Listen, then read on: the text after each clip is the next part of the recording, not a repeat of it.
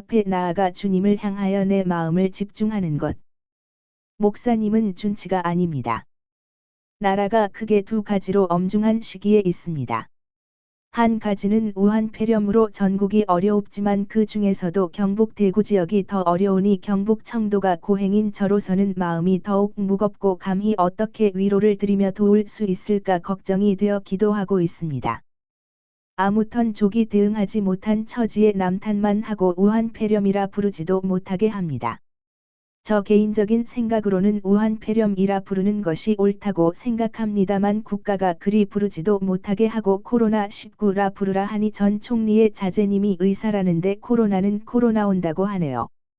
차라리 그랬으면 좋겠는데 물결표 사인.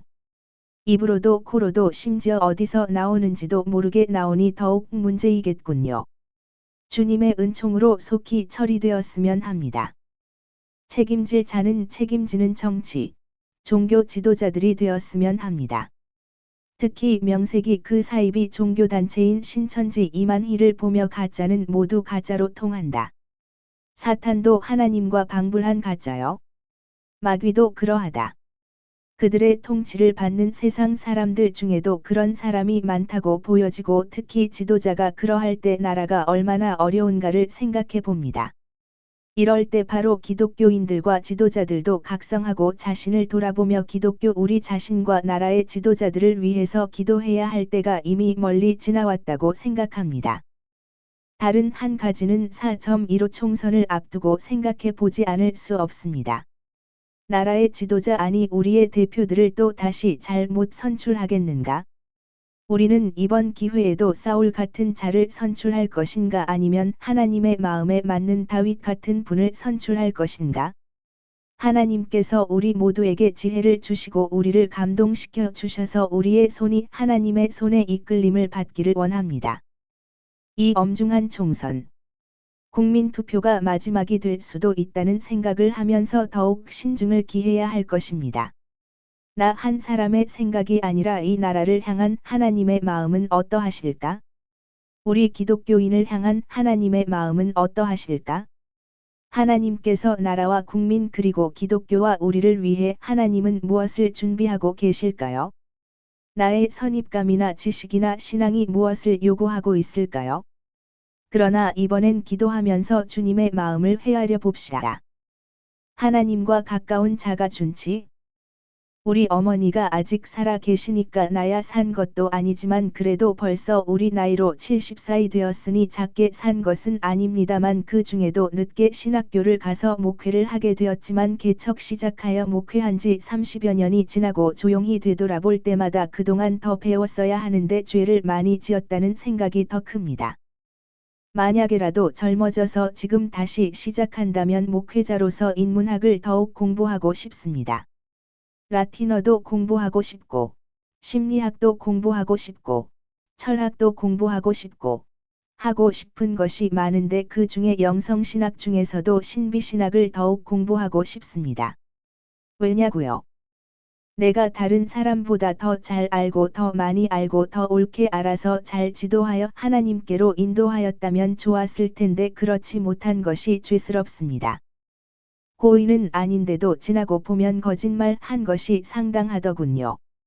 매주 설교도 녹음해서 듣고 잘못된 부분은 다음 주에 고쳐주곤 하지만 그것보단 실수가 없었어야 하는데 물결표 사인 물결표 사인 물결표 사인.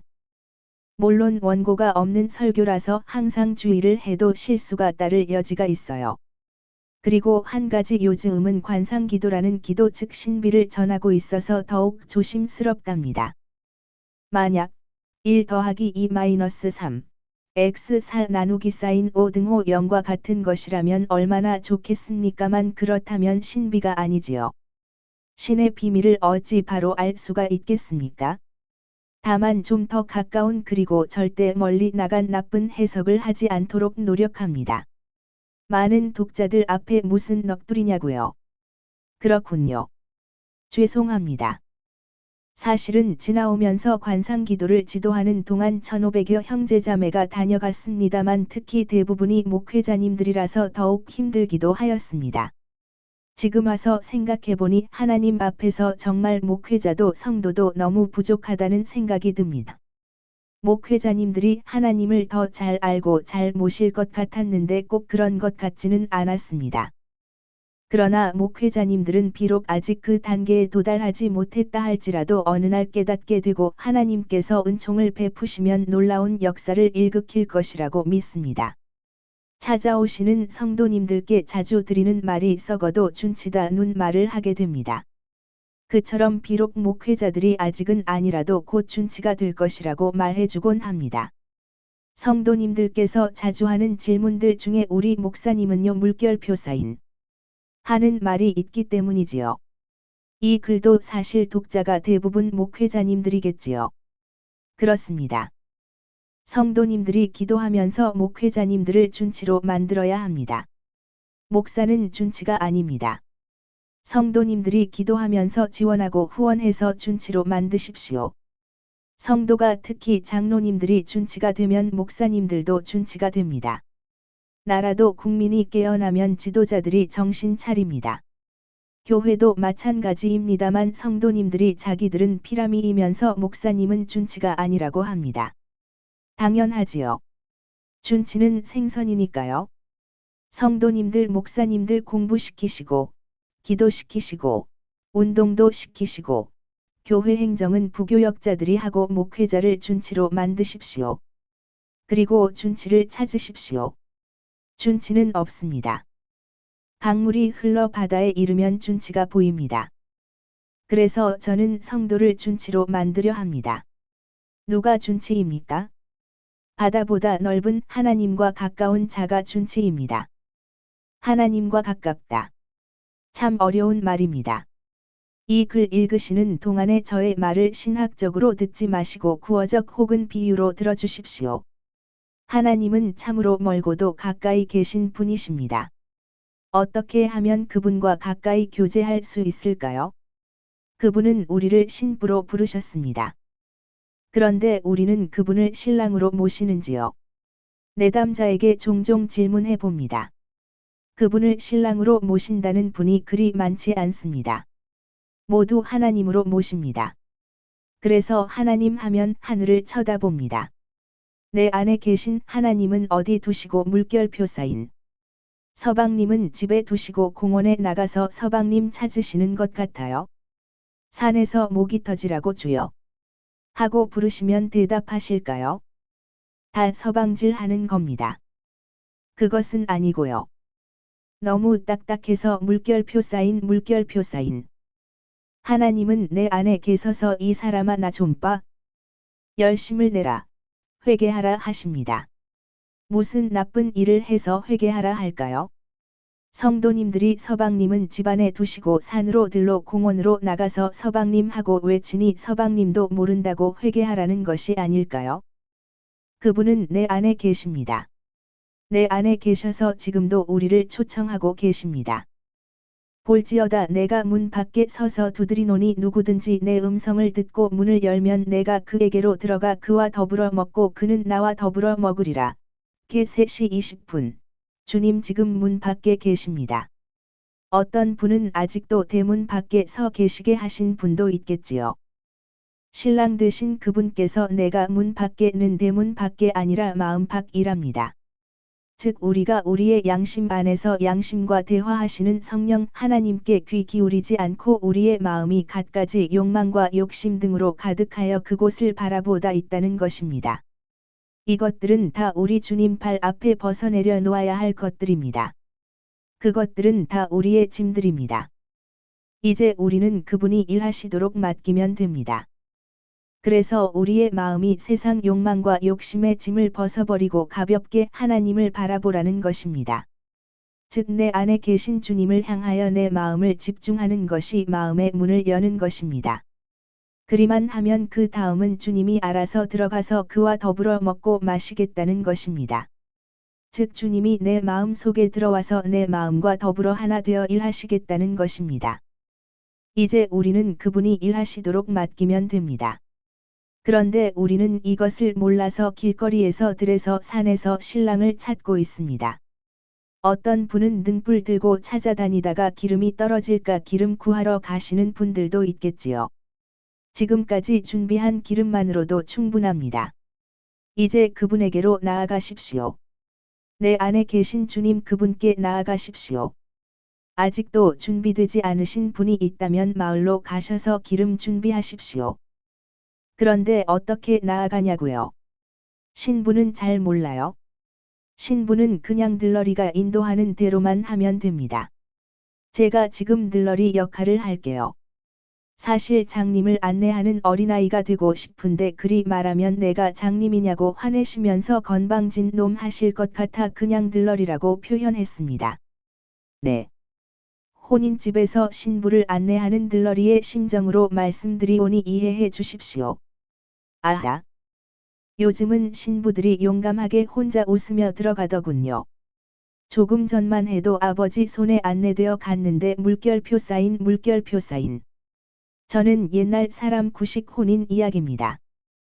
어쨌든 신부는 들러리의 안내대로 얌전하게 나아갑니다. 그리고는 신랑에게 인도됩니다. 신부가 예식장에서 옛날 애인 이름을 부르며 두리번거리다가 되돌아서는 것을 생각해 볼까요? 파혼이지요. 아니면 그 자리에 주저앉아 울어버린다고 생각해봐요. 이런 혼인 잔치가 어디 있겠어요. 그런데 우리가 바로 그런 사람이라고요.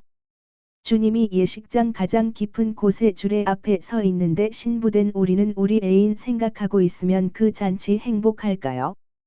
예식장에 나아가는 신부는 과거의 남자를 잊어버리고 오직 혼인할 그 신랑만 바라보며 사뿐사뿐 걸어가서 그분에게 인계되어야 합니다. 그렇습니다. 잠심 상태에서 주님의 음성을 들을 수 있습니다. 사무엘이라는 신부를 소개합니다. 그는 신랑이 부를 때 그 음성을 몰라서 아버지, 제사장을 찾아갔습니다. 2번, 3번 찾아가니 아버지가 신랑을 만나는 방법을 가르쳐 주었습니다.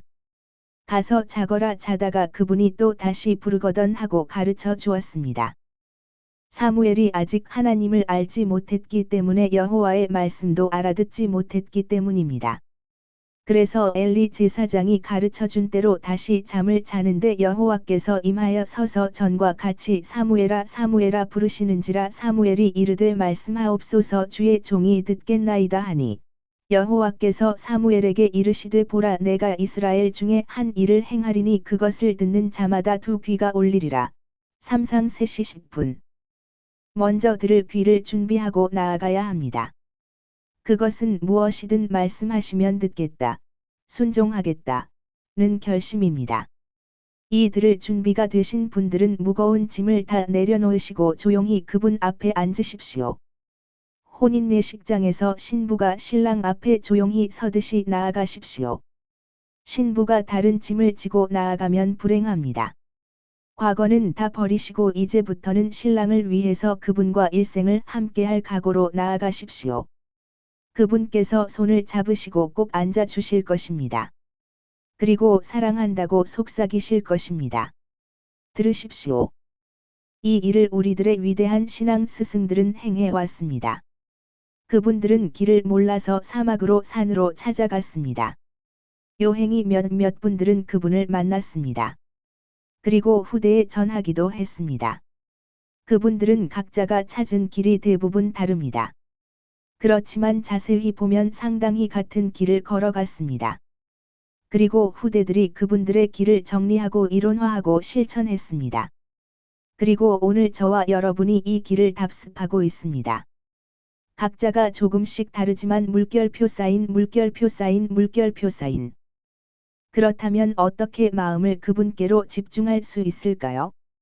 제일 좋은 방법은 본인이 터득해야만 합니다. 하지만 많은 사람들이 터득한 방법들이 있으나 다 알 수는 없습니다만 기독교인으로서 하나님의 말씀을 묵상하는 것이 상당히 도움이 됩니다.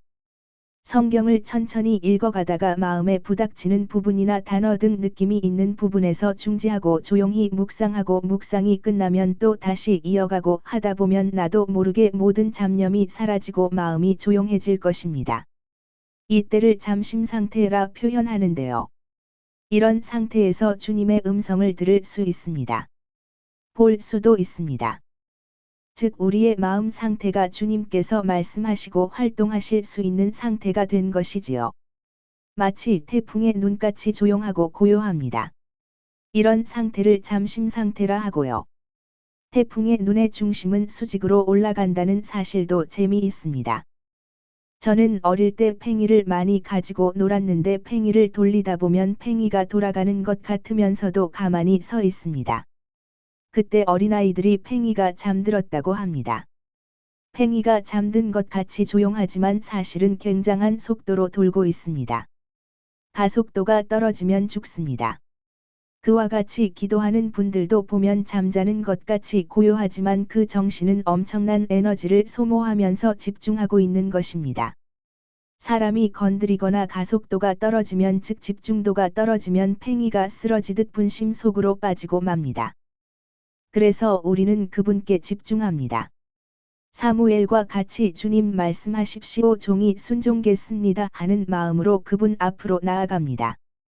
말씀을 하시든지 보여주시든지 모든 것은 그분의 의지이지 우리의 의지대로 되는 것은 아닙니다. 다만 그분이 보여주거나 들려주시거나 간에 순종하려는 자세로 나아갈 뿐입니다. 말씀이 없으면 현행대로 진행하면서 기도합니다.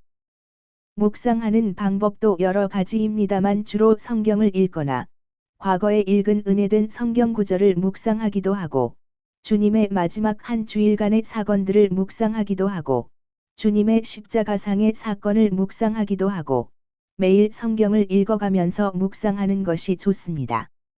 장소와 시간의 여유만 있다면 말입니다. 그러나 언제나 좋은 여건은 아니기 때문에 주님의 마지막 한 주 혹은 십자가상의 사건 등 주님의 고난을 묵상합니다. 그 외에 임의의 한 곳을 집중하기도 하고 한 단어를 머릿속에 떠올리기도 하고 각양각색입니다. 본인이 가장 쉬운 대로 하시면 됩니다. 이 방법은 기도가 아닙니다. 정신 집중 방법이지요. 집중해서 주님을 향하는 것이 기도이지요. 그러나 이런 방법으로 시작하다 보면 잠심에 이르게 됩니다. 그리고 기도 중에 마음이 흩어지면 즉 집중이 안 되면 다시 묵상으로 돌아가십시오. 묵상을 오래 하다가 보면 묵상을 하지 않아도 자연적으로 관상 기도에 이르는 경우가 오게 되면 그리하시면 됩니다. 어렵게 생각하지 마십시오. 관상 기도에서 우리가 할 일은 한마디로 말하면 주님 말씀하십시오. 내가 순종하겠습니다 하고 주님 앞에 나아가 주님을 향하여 내 마음을 집중하는 것입니다. 별로 어렵지도 않은 보편적인 일이기에 더욱 어려울 수도 있습니다. 모든 성도가 나름대로 잘 훈련하여 하나님을 체험하며 주님의 뜻에 따른 삶으로 주님께 영광 돌리시기를 삼갑입니다. 예수님 찬양 문의 010